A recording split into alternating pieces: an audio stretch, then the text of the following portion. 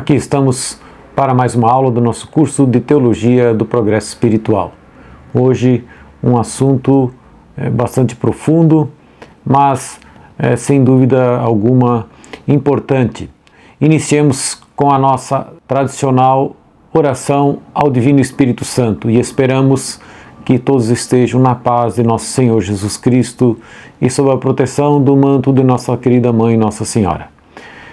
Divino Espírito Santo, amor do Pai e do Filho, inspirai-me sempre o que devo pensar, o que devo dizer, o que devo calar, o que devo escrever, como devo fazer para obter a vossa glória, o bem das almas e minha própria santificação. Glória ao Pai, ao Filho e ao Espírito Santo. Amém. Então hoje daremos início a um assunto que inicia a via iluminativa e que alguns autores dão o nome de terceira conversão. São João da Cruz dá a ele o nome de noite escura do espírito, diferenciando da noite escura dos sentidos. Como se trata de algo muito profundo, tive que me socorrer de outros livros que não o do Padre Tanqueray, que não aborda propriamente esse assunto, muito superficialmente. Então, utilizei como texto base o livro do Padre Reginaldo Garrigou Lagrange, As 13 Idades da Vida Interior, o tomo 2, que são 2 volumes, e principalmente as obras completas de São João da Cruz, que vai tratar com profundidade o assunto, e alguma coisa do livro do Castelo Interior de Santa Teresa de Ávila, doutora da Igreja, tanto São João da Cruz como Santa Teresa de Ávila. Então, inicialmente, comecemos com uma passagem do Evangelho de São João, onde Jesus diz: Eu sou a videira verdadeira, e meu Pai é o agricultor. Todo ramo que não der fruto em mim, ele o cortará, e podará todo o que der fruto, para que produza mais fruto. Quem permanecer em mim e eu nele, esse dá muito fruto, porque sem mim nada podeis fazer. Se permanecerdes em mim, e as minhas palavras permanecerem em vós, pedireis tudo o que quiserdes, e vos será feito. Então, ele deixa claro, Jesus, que mesmo aquele que dá fruto, o Senhor vai podá-lo para que produza mais frutos. E isso justamente é o intuito dessa terceira conversão. É uma poda para que produzamos mais frutos.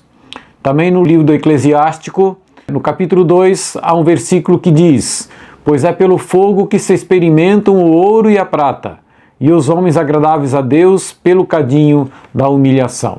Então, já dá para a gente ver que é uma forte purificação da alma do que estamos tratando.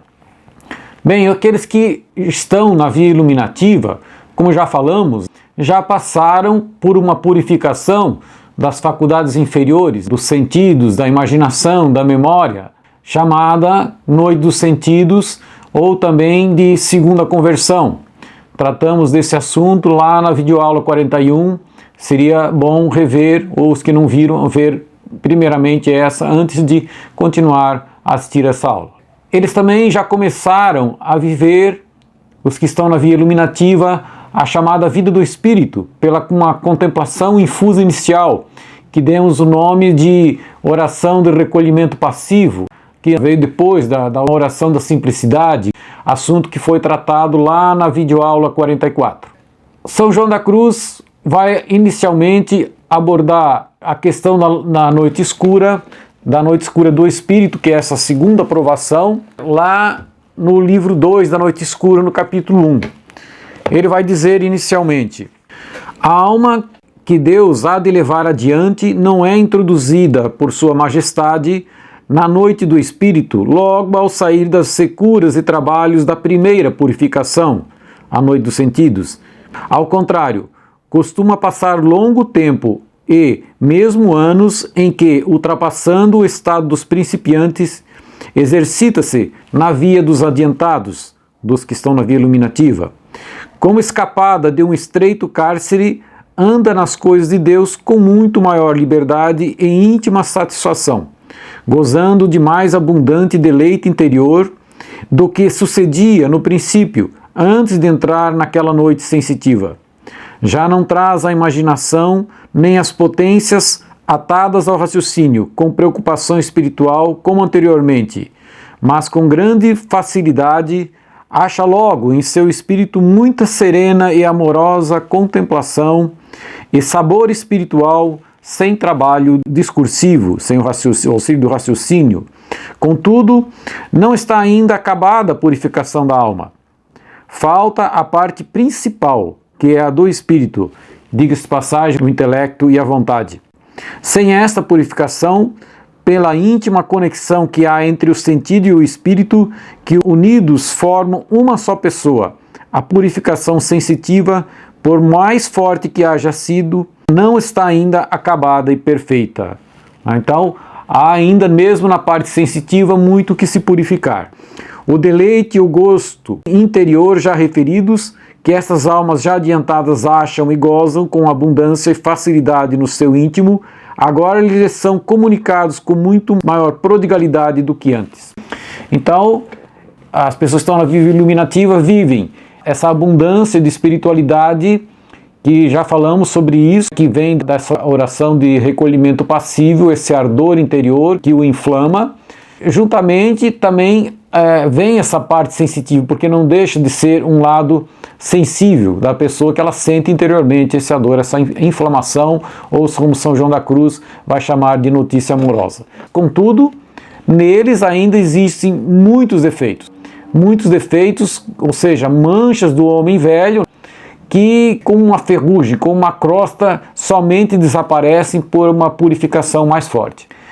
Vejam que essas pessoas ainda estão sujeitas a muitas distrações, sejam elas direto ou indiretamente voluntárias, a dissipações inúteis, gastam o tempo com coisas inúteis, a simpatias, às vezes demasiadamente humanas, por certas pessoas, que às vezes acabam dando preferência a umas do que às outras, ou acabam cometendo injustiça ou faltas contra a caridade por causa dessas preferências.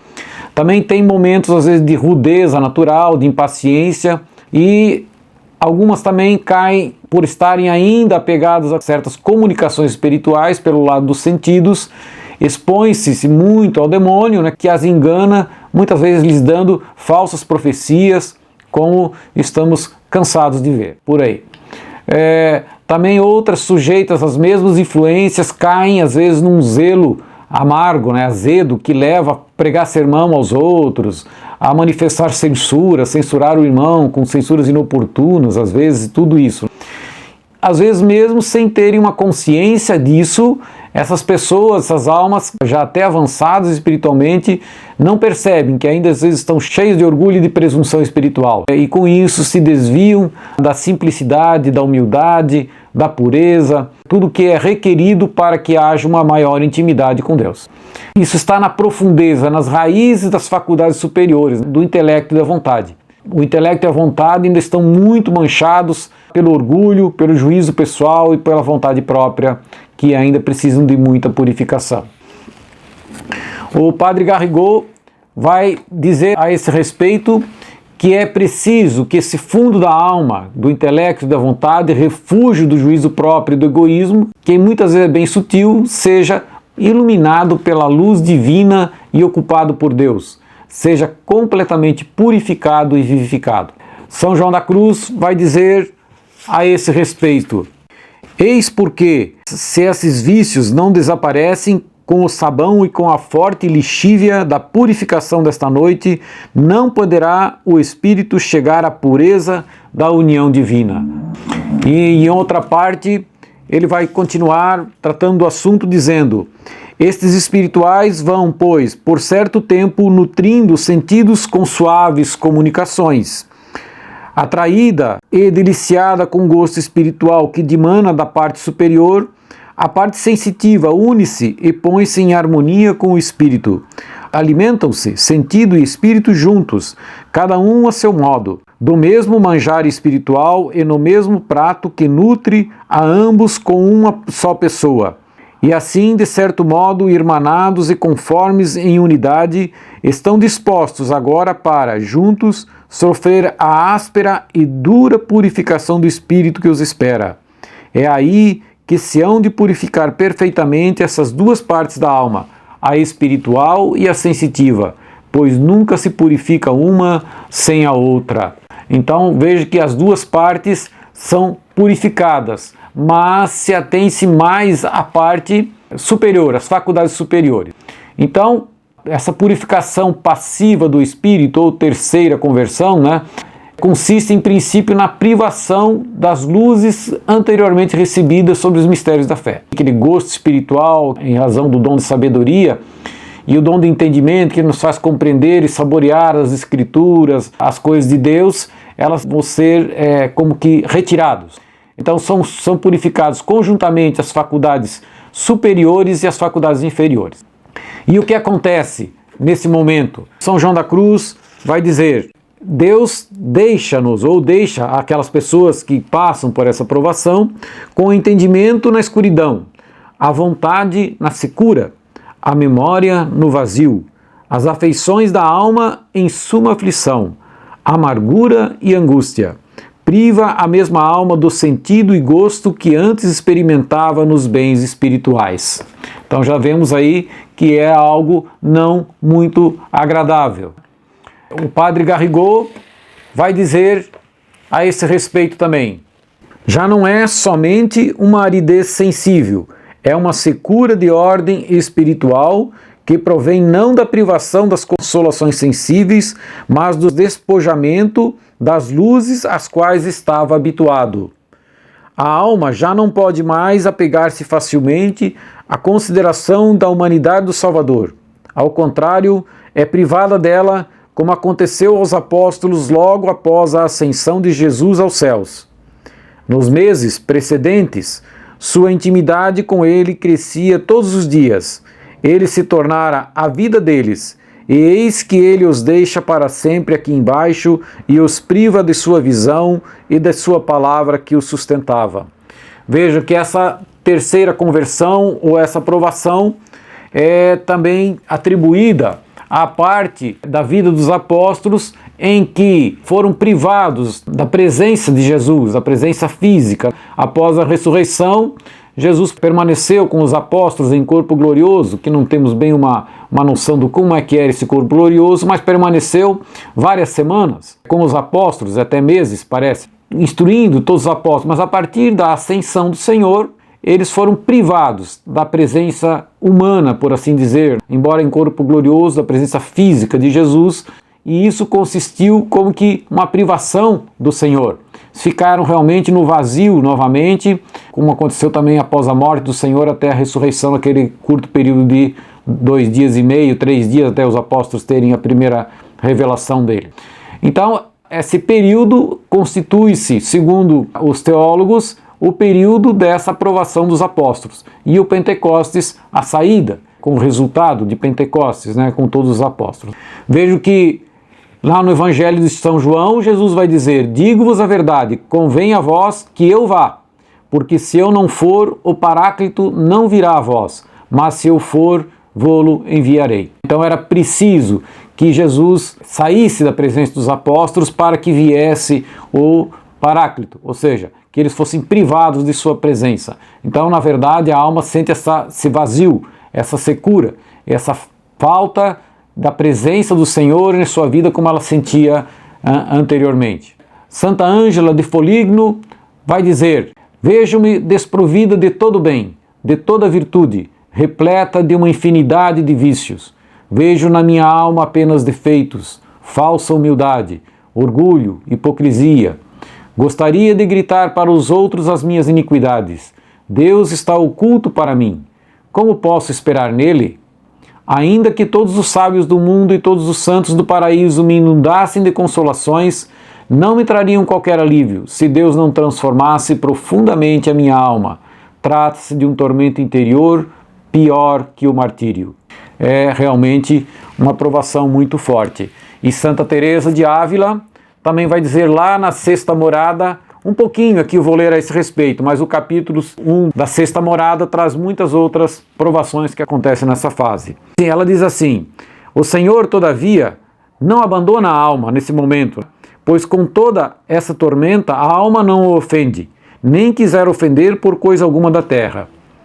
Mas a graça está de tal modo escondida que a alma não vê em si uma centelha mínima de amor a Deus, nem crê que jamais o teve.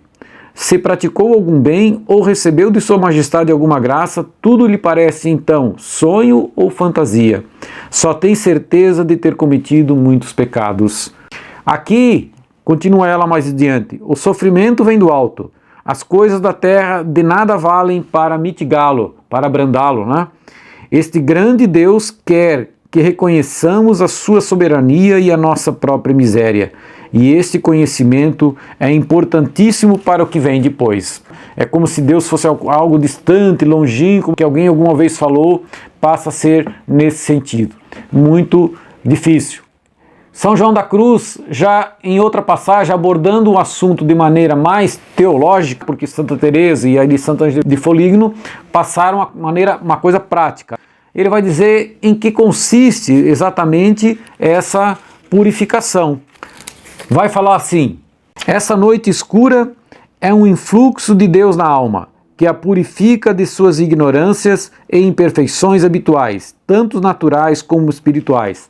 Chamam-no os contemplativos contemplação infusa ou teologia mística. Nela vai Deus em segredo, ensinando a alma e instruindo na perfeição do amor, sem que a mesma alma nada faça, nem entenda como é esta contemplação infusa.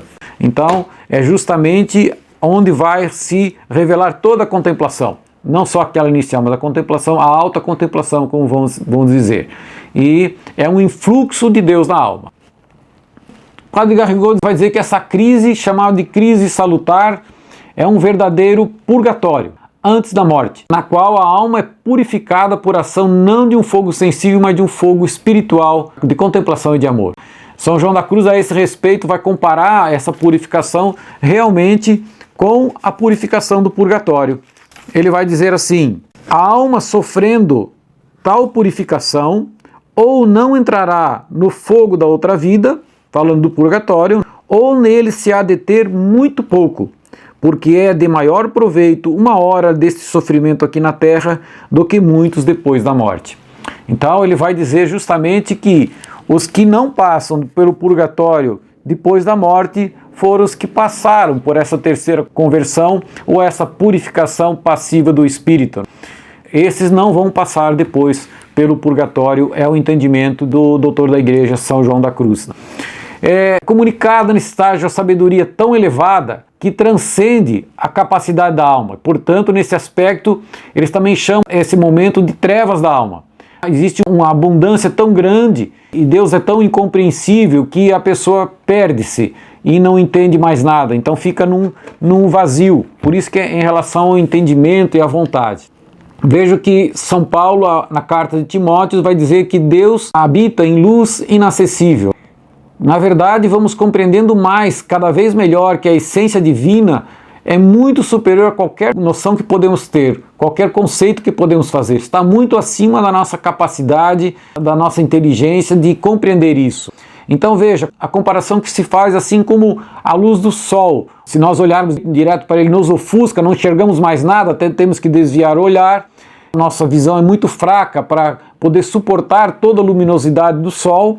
Da mesma forma, a Santíssima Trindade, que é a própria luz, acaba nos ofuscando de tal maneira que nada compreendemos, nós nada enxergamos. Então é uma inundação, é um influxo de Deus na alma, uma inundação de luz e tão forte que a alma passa a não compreender mais nada. Esse é o sentido.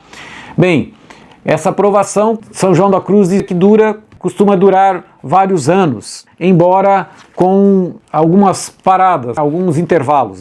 Ele vai dizer da seguinte forma: se há de ser, porém, verdadeira purificação, durará alguns anos, por forte que seja. Contudo, no meio deles há alternativas de consolação, nas quais, por dispensação de Deus, esta contemplação obscura cessa de investir em forma e modo de purificação para fazê-lo de modo iluminativo e amoroso. A alma, então, como saída daquelas prisões, é posta em recreação e desafogo e liberdade, gozando e sentindo muito suave paz na intimidade amorosa de Deus, com facilidade e abundância de comunicação espiritual.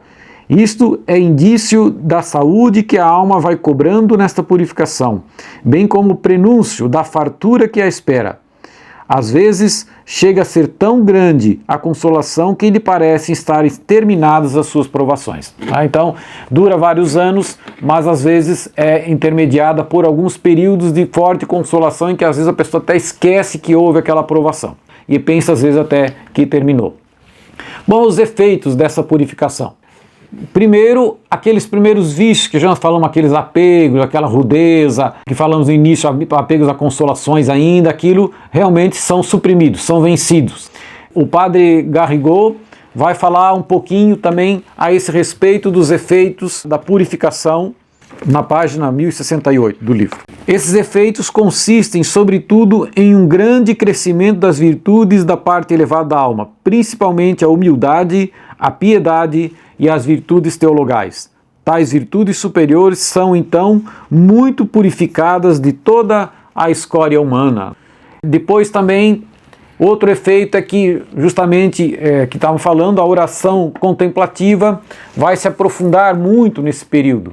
E também, nesse mesmo período, é que costumam acontecer, muitas vezes, até às vezes no período um pouquinho anterior, muitas graças extraordinárias. Então, às vezes os êxtases, os arroubos, outros fenômenos místicos acabam acontecendo nesse período. Sobre assuntos dos fenômenos místicos nós trataremos numa das últimas aulas do curso. Mas nesse período então começam a acontecer esses fenômenos extraordinários, não propriamente o êxtase, que não é totalmente considerado extraordinário, é algo ordinário à medida que cresce e se aprofunda a contemplação. Ainda também o padre Garrigou vai citar mais alguma coisa sobre os efeitos dessa purificação. Ao final desta provação, a caridade para com Deus e o próximo está purificada de toda a escória, como o ouro no cadinho, é desembaraçado de sua impureza. E não somente o amor de caridade é assim purificado, mas cresceu consideravelmente. Existem nisso atos intensos e heróicos de caridade, que obtêm prontamente o aumento de graça que eles merecem. E com a graça santificante, aumentam ao mesmo tempo e em intensidade todas as virtudes infusas e os 7 dons do Espírito Santo, que são conexos com a caridade.